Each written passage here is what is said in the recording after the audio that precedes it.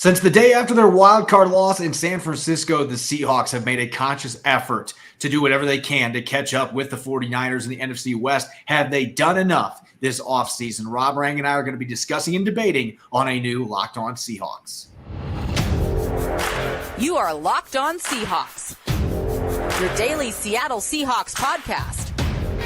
Part of the Locked On Podcast Network, your team every day.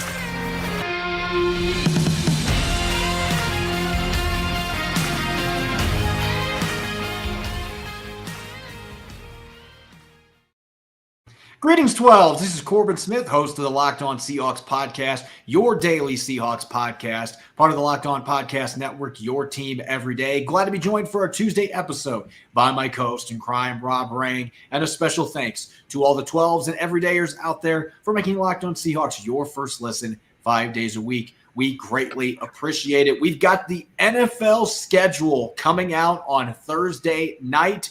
We're going to be diving into which opponents on Seattle's docket have improved the most this offseason and which teams maybe didn't get the job done during free agency and the draft and regressed the most. Plus, we'll have Zach Blackerby from Locked On Auburn joining us to break down Derek Hall on the field and off the field, what he's bringing to the Seattle Seahawks. A jam-packed episode coming your way, courtesy of BetterHelp. BetterHelp connects you with a licensed therapist who can take you on the journey of self-discovery from wherever you are. Visit BetterHelp.com/LockedOn today to get 10% off your first month.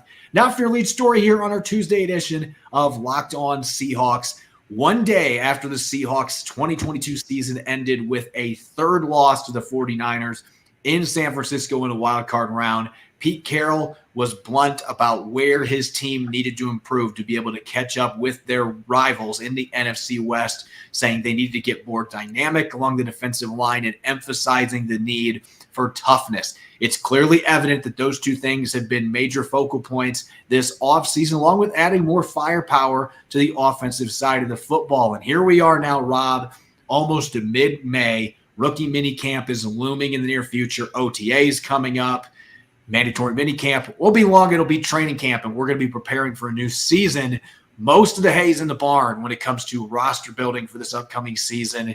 The big question is, have the Seahawks done enough? Have they been able to get their mission accomplished here to go from being a fringe playoff team to being a true contender that can battle with the 49ers for NFC West supremacy?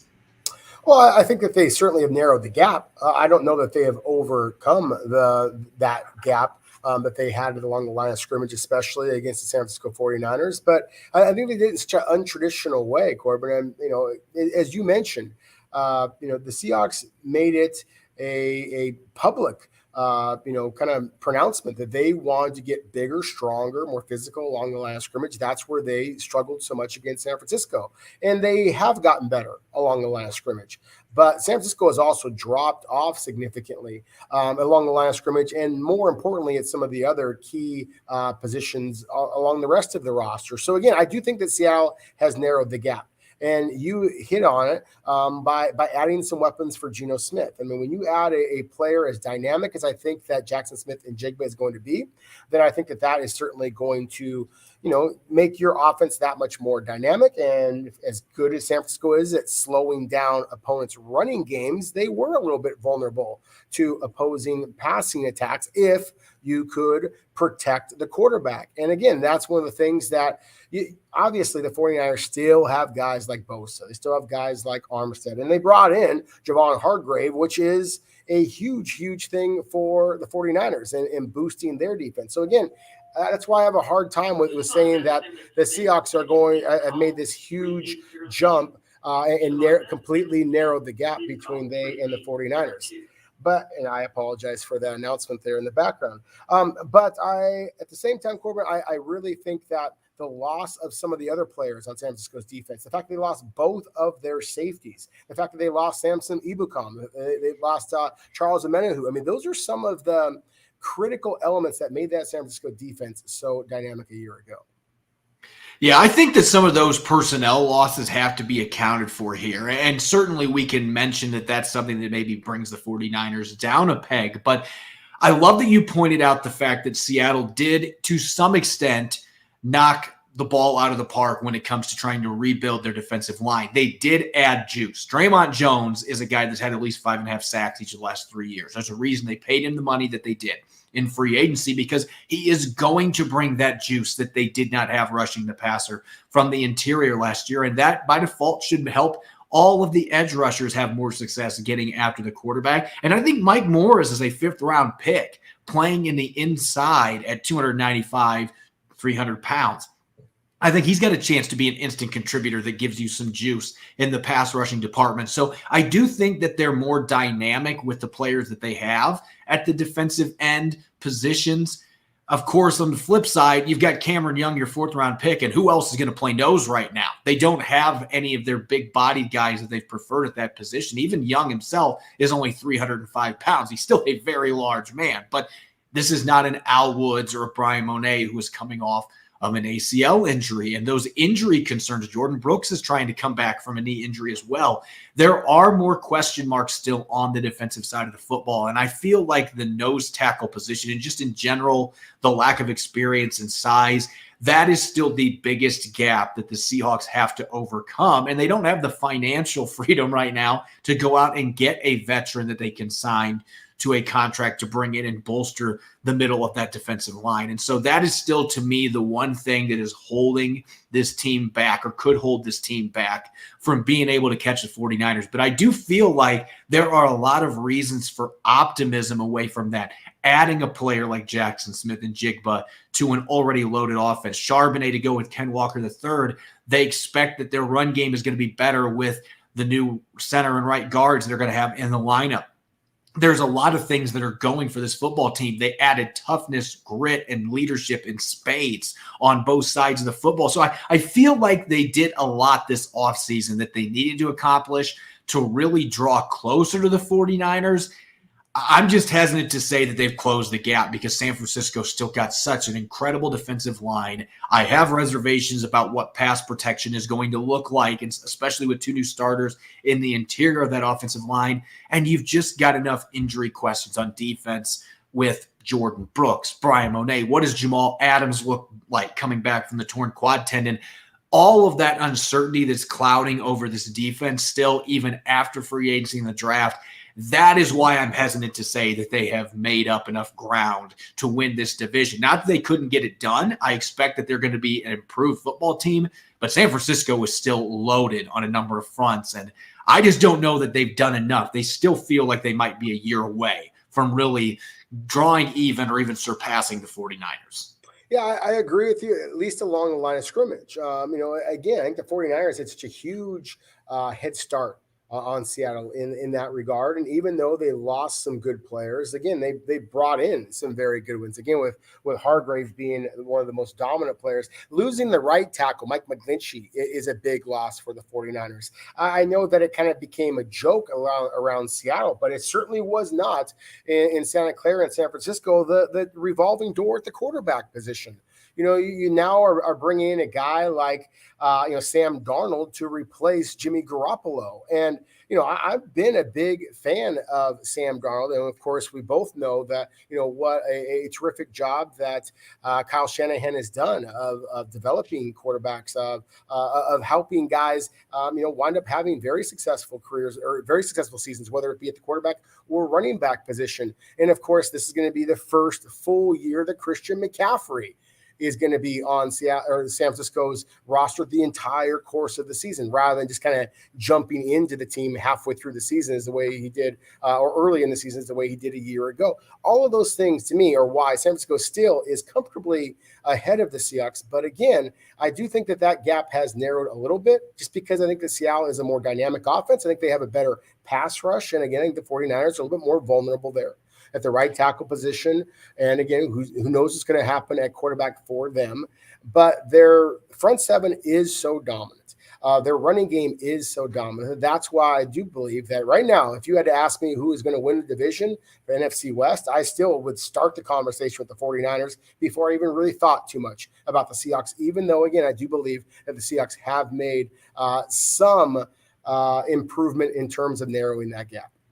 I do think that the quarterback position is still an area where the Seahawks have a major advantage. Now, of course, if Brock Purdy gets back from this elbow injury 100% and he's ready to go, we saw what he did in this offense last year. And maybe Sam Darnold figures things out with Kyle Shanahan, who's truly been a quarterback whisperer, finding ways to, doesn't matter who's behind center, they've been able to find ways to move the football, score a lot of points. They got a lot of weapons for whoever is playing the quarterback position. But I do feel like Geno Smith over the quarterbacks the 49ers have right now, that does give the Seahawks an advantage there. If they even make slight improvements in the trenches, that should give them a better chance to draw even. But I would agree with you. This still feels like it is the 49ers division here in mid-May. Coming up next, the NFL schedule will be revealed on Thursday night. Which teams on Seattle's schedule have improved the most in the last couple of months, and which teams have dropped the ball and regressed over the past couple months during free agency and the draft? Rob and I are going to be dishing out our top three in both categories coming up next here on our Tuesday edition of Locked On Seahawks. Now for a word from our sponsor, BetterHelp. Life can be full of twists and turns and throw a few wrenches at you when you least expect it, so it's important to show yourself through it all and put a focus on your mental health. BetterHelp Online Therapy will assess your needs and can match you with your own licensed professional therapist in less than 48 hours. Therapy worked wonders for me, but don't just take my word for it. Having someone in your corner to guide you when you're struggling to navigate obstacles can be invaluable. It's not a crisis line. It's not self-help. It's professional therapy done securely online and available to people worldwide. With therapy, it can take a few tries to find the right fit for you. BetterHelp is a great way to invest in yourself and has a special offer for their listeners. Get 10% off your first month at betterhelp.com/lockedon. That's 10% off your first month of online therapy at betterhelp.com/lockedon. You're listening to the Tuesday edition of Locked On Seahawks. It's your host, Corbin Smith. Glad to be joined, as always, by my co-host in crime, Rob Rang. And a special thanks to all the 12s out there, whether you're listening across the country in New York or you're listening south in Texas. We greatly appreciate you making Locked On Seahawks your first listen 5 days a week. For our everydayers, we were planning to talk about Anthony Bradford today, but we will push that to tomorrow as we'll look at the hulking 334-pound guard and where the fourth-round pick may fit into Seattle's plans in the trenches in 2023 and beyond. So you want to make sure that you are listening in to tomorrow's live episode to hear on the latest LSU guard to find his way to Seattle. Let's talk scheduling now, Rob, here on our Tuesday edition of Locked On Seahawks. The Seahawks slated, obviously, for 17 games. They will be playing 9 of them on the road this year. It's going to alternate that way next year. They'll have 9 home games. Probably not going to be playing an international game this year, but now that we have seen what has transpired in free agency and the draft, we can really take a step back and evaluate upcoming opponents. And I want to talk about the teams that have done the most to improve themselves this offseason. And I think you and I are in agreement, and maybe this will surprise our listeners, but I think we are in agreement on which upcoming opponent has done the most for themselves in free agency and the draft. Well, at least for me, that would be the defending NFC champion Philadelphia Eagles. I just think that what they have done with Georgia North has just been remarkable. I certainly think that the Howie Roseman has acquired a lot of players that also could kind of blow up in his face. I mean, we have seen this happen sometimes, Corbin, where you get players who have a great deal of individual talent, but they struggle to kind of come together. That's one of the reasons why I love what the Eagles did, because most of the ridiculously talented players that they brought in, of course, played together at the University of Georgia the last 2 years, bringing some national champions, back-to-back national championships to Athens. So, whether it be the big man that we talk so much about, a Jalen Carter, whether it be a player like a Nolan Smith, whether it be a player like a Keely Ringo. I mean, they just had so many very, very talented players that happen to be positions of either premium value, like edge rusher, like defensive tackle, or are guys that can provide immediate impact potential. And that's where I want to kind of switch for a moment to former Seahawks running back Rashad Penny. I'm excited about all the talent that Philadelphia brought in. But to me, Rashad Penny is one of those guys that, there is zero risk factor to him. And he, of course, Seahawks fans know, has as much boom potential to him as just about anybody available. So to me, that the conversation begins with the Philadelphia Eagles. And they also just traded for DeAndre Swift, another Yes. former Georgia player, getting him for peanuts from the Lions. And we saw what he could do. He was averaging almost 8 yards per carry before he got injured midway through last season. And so you put him and Rashad Penny together, and they're paying way less for those two players than what the Carolina Panthers are going to be paying for Miles Sanders, who was the starting running back the last couple of years for the Eagles. They've still got a dominant offensive line. They've still got a dominant pass rush, and they've added all these interesting pieces in the draft. You said there's some boom or bust there with some of the character stuff, especially for Jalen Carter. But if all these guys play to their potential, this is a locker room that is built to handle that. So I'm in agreement with you. I think the Eagles, in terms of overall talent, is scary because they made the Super Bowl, almost won the Super Bowl last year, but they did so much to help themselves in free agency as well as the draft. I want to stay in the state of Pennsylvania, though, for my second pick. And this is maybe the one that will surprise our listeners because they didn't make any splashy signings in free agency necessarily. But for me, I think the Pittsburgh Steelers are a very close second in terms of most improved opponents on Seattle's schedule. I absolutely loved the draft that they have. They go out, speaking of Georgia players, they get Broderick Jones, a really good tackle, to upgrade that offensive line and protect Kenny Pickett, who, oh, by the way, really turned it on in the second half of the season of his rookie year and has got a chance to have a breakout sophomore campaign in that offense with some of the weapons they've got around him. They get Joey Porter Jr., a player that I was not as high on as some people, but getting him late first, early second, that is great value to add to that secondary, playing where his dad was a star for so many years. Keanu Benton was one of my favorite defensive tackles. They added him to their line to go with Cam Hayward. I mean, I just loved the draft they had. You bring in a veteran like Patrick Peterson that can coach up, mentor Joey Porter Jr. They've got some other pieces that they added the offensive line. Isaac Sumalo coming over from the Eagles to add some muscle and toughness. I just love what they did. I felt like they really attacked the line of scrimmage. They got some really good rookies that I think can come in. Corey Trice Jr., another corner that could play some snaps for them right away. I just love their overall offseason, and you know that Mike Tomlin could coach. And so the Steelers are my second most improved team, and I think that's going to be a very tough game for the Seahawks on their schedule this year.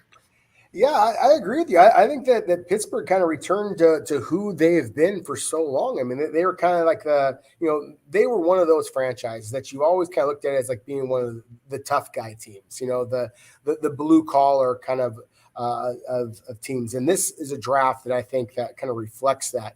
You just explained or just listed a whole bunch of the players that they selected. Again, the tackle Broderick Jones in the first round, the corner Joey Porter, obviously, the son of the Steelers' great edge rusher, Keanu Benton, the defensive lineman from Wisconsin. But to me, it's the next three picks that I really thought kind of just reinforced what Pittsburgh has always been. The big tight end, Darnell Washington from Georgia. I mean, my goodness, has there ever been a tight end that physically looks more like what you think about when they get Pittsburgh Steelers than Darnell Washington? Nick Herbig, the edge rusher from Wisconsin. Of course, the Steelers know a little bit about edge rushers from the Badgers with TJ Watt becoming obviously a superstar for them. And then you mentioned Corey Trice, one of the corners that you and I were most excited about in terms of what he could, how he projected so well to Seattle's scheme.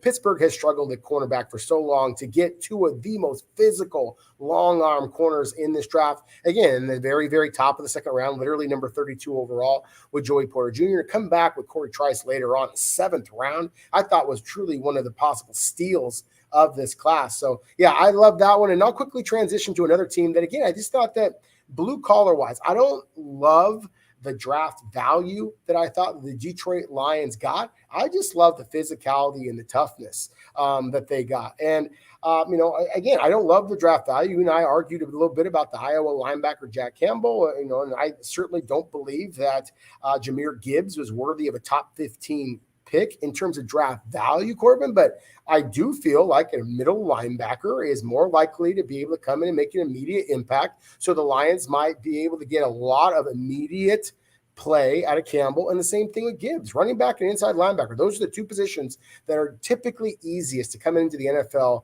and make an immediate impact. So all those people who are critical of Detroit, be careful, because the Lions could be roaring this upcoming season. I'm going to go with the Panthers for my last team on my most improved. And by default, you had the number 1 overall pick. You get Bryce Young, who most viewed as the best quarterback, the best, most polished quarterback prospect coming out. So you get him. Frank Reich, who I thought got put in a tough spot in Indianapolis with some of the personnel decisions they made. I think he's a very good coach, can coach up quarterbacks. I like him with Bryce Young. And you bring in a veteran receiver in Adam Thielen, who I still think has a lot left in the tank, that can be that security blanket for Bryce Young. They got Miles Sanders, so they can lean on their run game. It's already a really good defense with Brian Burns and J.C. Horn headlining that group. So I just think Carolina, in that division especially, they already beat the Seahawks last year. This is a team that I think has a chance to be able to compete for a division title in a wide open NFC South right away with Bryce Young. So they're on my list for most improved. As far as teams that regress the most, our listeners are going to enjoy this because we're going to be talking a lot about the NFC West. That's a reality. I think 2 teams in the NFC West that had rough years last year had even rougher off seasons. And I got to start with the Arizona Cardinals topping my list as the most regressed team in the NFL. They haven't gotten rid of DeAndre Hopkins yet, but it feels like that could still happen. They lost J.J. Watt to retirement. Byron Murphy's lost in free agency. Budda Baker wants out. Who knows if anything's going to happen on that front, too. They lost Zach Allen. This is a team that has been decimated by personnel losses. And, oh, by the way, they were one of the NFC's worst teams last year. And, oh, another thing, Kyler Murray might not be ready for the start of the season coming back from a torn ACL. It just feels like the Cardinals are in train wreck mode, and they're going to be rebuilding for the next couple of years. They do have a ton of draft picks in 2024 to try to turn this thing around, but I have a feeling it's going to be another very difficult season in the desert. And as for the Rams, I can see the Rams being a playoff contender if Matthew Stafford's healthy, Aaron Donald's back. They've still got a lot of talent, but just look at some of the players they lost. They traded Jalen Ramsey to the Dolphins. They lost Allen Robinson, traded him away. Leonard Floyd is gone. Bobby Wagner's back in Seattle. This is a team that didn't have much depth. They did have a lot of draft picks. Maybe some of those guys contribute early, but it just feels like it's going to be difficult for them. They may be able to get into the playoff picture because of the veteran talent they still have, but I have questions about the depth and lack of overall talent. A lot of new starters are going to be breaking in. I think it's going to be a transition year for them. And so those 2 teams, I just feel like they took a step back with what happened this offseason. Yeah, I have to agree with you. I think that the Arizona Cardinals, you think about the talent that they've lost in the defensive line the last couple of years. You mentioned Zach Allen, of course, wound up going to the Denver Broncos as a free agent. In the year before, of course, they lost Chandler Jones. I mean, you lose those 2 players along your defensive line in a division that has the young quarterback and the running back play that this one does. And yeah, I think it's very easy to imagine the Arizona Cardinals struggling this upcoming season. And then you mentioned Byron Murphy, obviously the corner, Budda Baker, the safety. Again, that entire defense is basically just kind of up in arms right now. And so it's going to be interesting to see what happens in Arizona moving forward. The Rams, you took the words right out of my mouth in terms of just kind of the laundry list of players that they have lost here. But I'll mention another one of those glue guys, and that again being another defensive lineman. Great gains. Hey, Aaron Donald is obviously unbelievable player, but he can't do it all by himself. And Greg Gaines is one of those kind of guys that I think that, played a very key role for the Rams. And so along with obviously the Jalen Ramseys, the Allen Robinsons, whoever the case might be, there's just so many Rams players that we've talked about that they lost. Bobby Wagner obviously being a critical loss for the Rams. I think that they are another team that, maybe Matthew Stafford comes back. Maybe they're able to catch lightning in a bottle a little bit, but I think that they could struggle. I think that that's a club that is, falling back down to earth a little bit. Finally, I'll mention one other club, and this is a club that is very much in a different spot than the Arizona Cardinals and the Los Angeles Rams. And I would think that the Cincinnati Bengals are still, for a lot of people, going to very much be a Super Bowl favorite. I don't know if they are a favorite for me at this point. And that kind of surprises me saying that because I am in love with Joe Burrow's game. I just love the confidence, the accuracy with which he plays. I love the talent on that roster. But, Corbin, I look at the free agent losses that they had. They lose both of their starting safeties. Jesse Bates, good player. Von Bell as well. Both of them are gone. They brought in an offensive tackle, and that was obviously critical, bringing in Orlando Brown. But at the same time, Orlando Brown himself has been a little bit up and down over his career. Retaining Jermaine Pratt was a big deal for me. But I look at the Bengals as a team that is kind of just treading the water.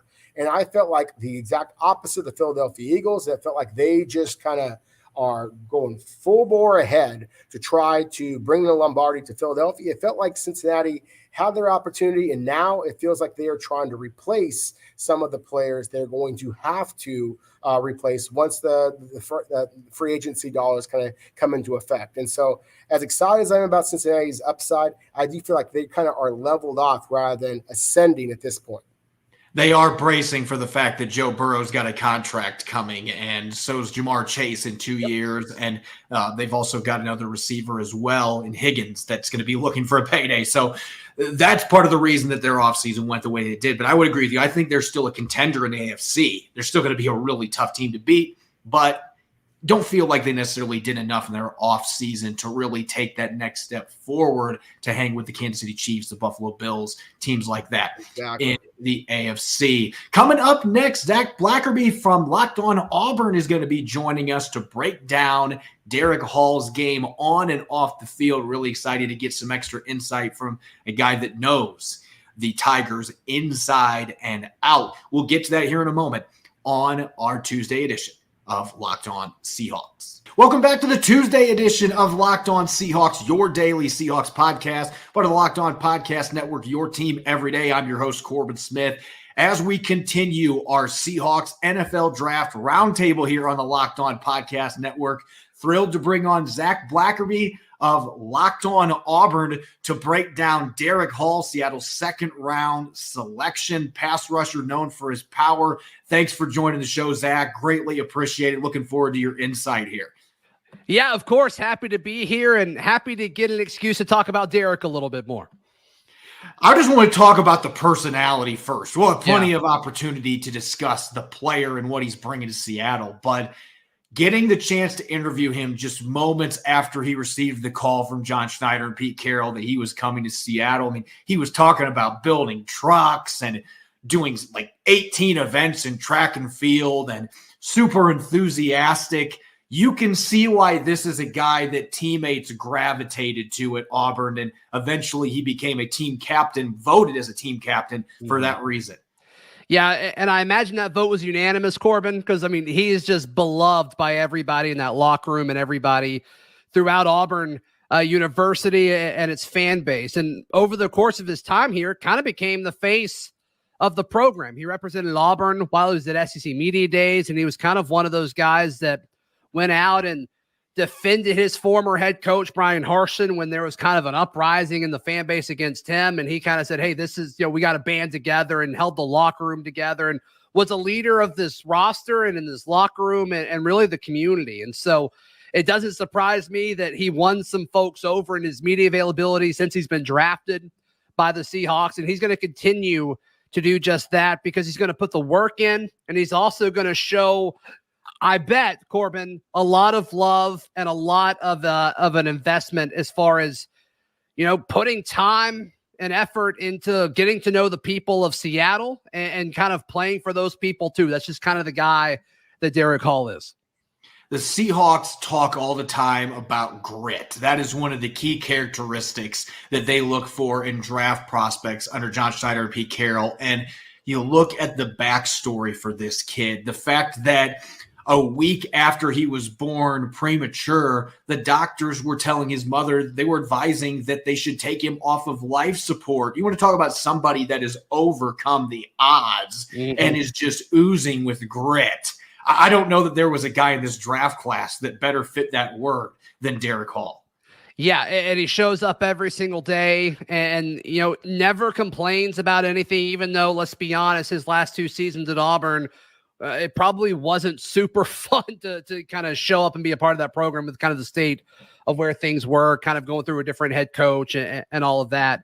But man, just a guy that gets it and is willing to do the blue collar stuff and just show up every single day. You know, I think we could say all the cliche things that we want, Corbin, about, you know, guys that work hard. Derick Hall is going to fit all of those things. But also, I think his attitude towards all of that is infectious. I mean, I think you saw that throughout the defensive line room while at Auburn. And I think you saw it certainly with the defense. And so just kind of seeing his ability now to rush the passer as well as kind of be able to stop the run consistently. I mean, I think all of that's grit, right? From a guy that is able to do multiple things now that wasn't able to do that when he was a 4-star coming out of Mississippi. We kind of thought he'd just be this kind of off-ball end that could rush the passer, but that grit, I mean, he's bulked up. He's gained a lot of weight. And now he looks the part. He looks the part. There's a video of both of us standing up next to each other doing an interview in the Senior Bowl in Mobile, and it's like I'm having to like look straight up at the guy. I mean, he's just huge. He's just huge. And so, yeah, I think as far as the grit in regards to development, both physically and mentally, and just kind of understanding what it takes to achieve the things that he wants to achieve, Corbin, there's a lot to like about Derick Hall. This has become an annual thing on Seahawks.com. John Boyle does fantastic work, and he's got access to the draft room. A couple days after the draft, he always kicks out a behind-the-scenes article, and he indicated that the Seahawks had a first-round grade on Derick Hall, which I can tell you a lot of teams probably did not view him quite that high, but Seattle was enamored by his leadership just as much as his physical tools and his athleticism, the production that he had at Auburn.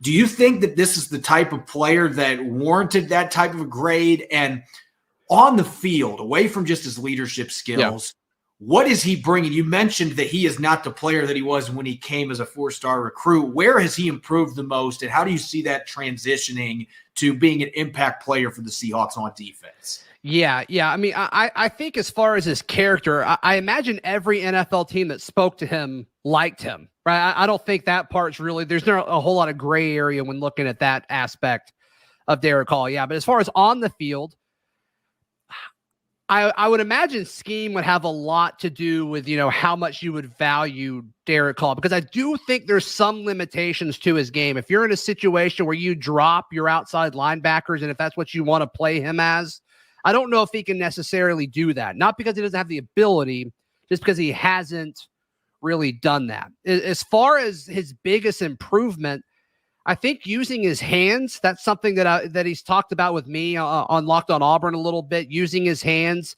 because I think his first step's pretty solid. I'm sure he's still going to work to get it better so he can translate his game to the NFL, but his hands, I think, is something that's been a big part of what he's been able to do. You mentioned kind of known for that power rush. I don't think that was always there. I think he was kind of elude you early in his career, then kind of evolved into this full-fledged guy that can also be relevant in stopping the run and holding his own. And like I said, he's gained a ton of weight since he's been at Auburn. So I think just kind of the physicality of using his hands consistently, Corbin, and also just helping the defense when it comes to stopping the run in the SEC.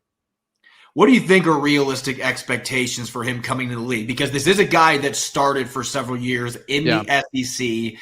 From the tape that I've watched, I've seen some other draft guys that have said, we question his run defense. I'm not sure what they're watching in that regard, because I see, and Seattle was 30th in the NFL against the run, by the way. They were awful against the run last year. They need anybody that can buck up and get the job done off the edge, keeping ball carriers at bay. But what do you think are realistic expectations? Because Seattle does have Uchenna Nwosu, Darrell Taylor, and they just drafted Boye Mafe a year ago in the second round. So there's some young talent in that group, but where does Derick Hall fit in your mind, and what are realistic expectations for him out of the gate?